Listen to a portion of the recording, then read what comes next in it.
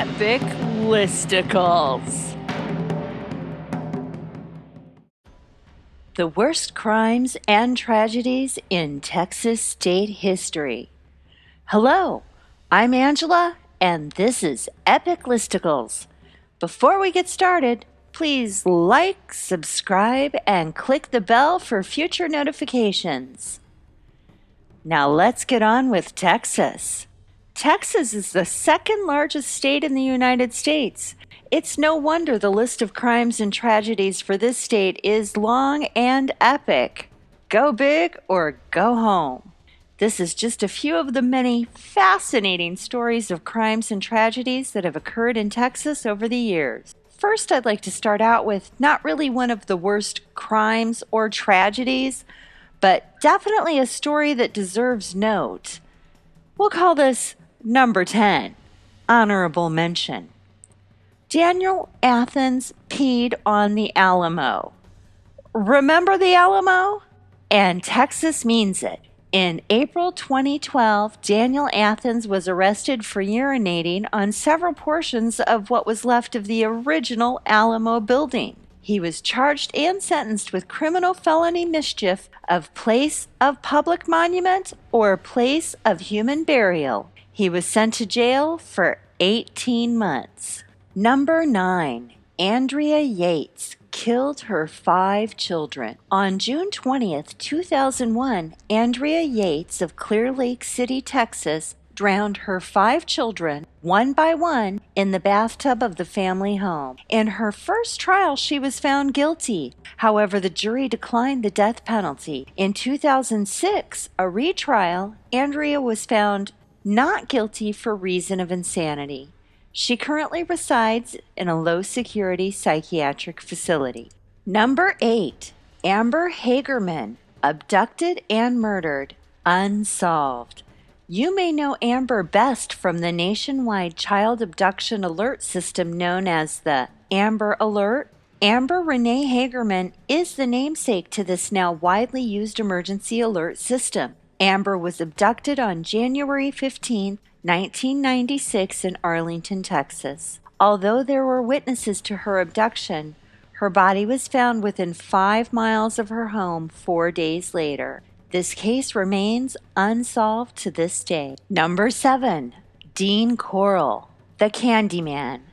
Dean Coral, a.k.a. the Candyman, because his family owned and operated a candy factory, abducted, raped, tortured, and murdered at least 28 teenage male victims during the years of 1970 to 1973 in Houston, Texas. In a crime best known as the Houston Mass Murders, Coral would lure his victims to his home with the promise of a party and brutally murder his victims, using 2 teenage boys as accomplices to assist in the ruse and the cover-up. Coral sometimes made his victims either call or write their families to tell them they'd left town.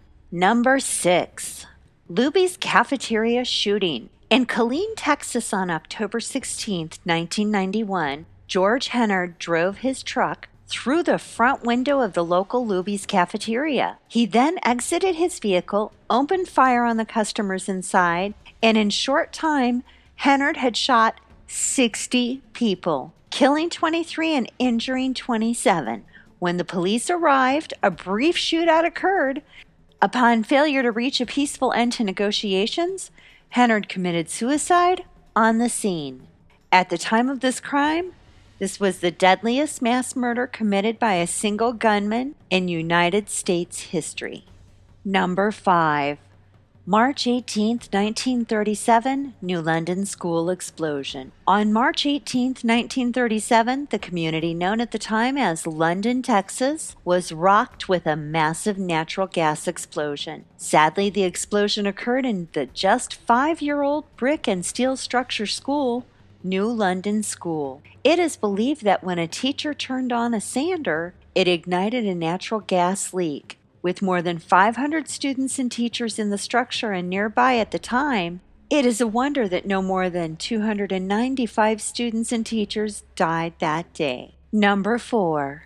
Charles Whitman, University of Texas Clock Tower shooting. Charles Whitman is best known as the Texas Tower Sniper. Having served in the Marine Corps and earning the Sharpshooter's Badge and a scholarship to attend the University of Texas in Austin, during this time Whitman married and was a less than average student at the university. Having spent a life as an overachiever with an estimated IQ of more than 135, Whitman snapped. After killing his wife and mother separately, Whitman climbed the long tower to the top of the University of Texas clock tower on August 1, 1966, and there he started to pick off innocent passerbys one by one from his high ground position. Whitman terrorized the people on the ground below him for more than an hour and a half, killing 11 and leaving some 31 wounded, lying, exposed, and begging for help. Whitman was finally cornered and shot by Austin police that day.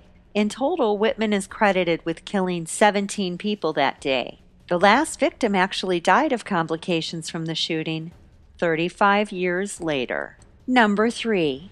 Sutherland Springs Church Shooting. On Sunday, November 5, 2017, Devin Patrick Kelly arrived at the First Baptist Church, Sutherland, Texas. At shortly after 11 a.m., Devin, dressed entirely in tactical gear, shot 2 people in the parking lot of the church. He then entered the building through a side entrance and unleashed more than 700 rounds of ammunition using a Ruger AR-556 semi-automatic rifle. He killed 26 people and injured 20 in the deadliest mass shooting in Texas at the time. Kelly was chased from the scene by 2 congregation members shooting back at him. As a result of his wounds, Kelly wrecked his truck and died on the scene. Number 2. James Byrd Jr. murder. James Byrd Jr., a black man, accepted a ride from a white town acquaintance in Jasper, Texas on June 7, 1998.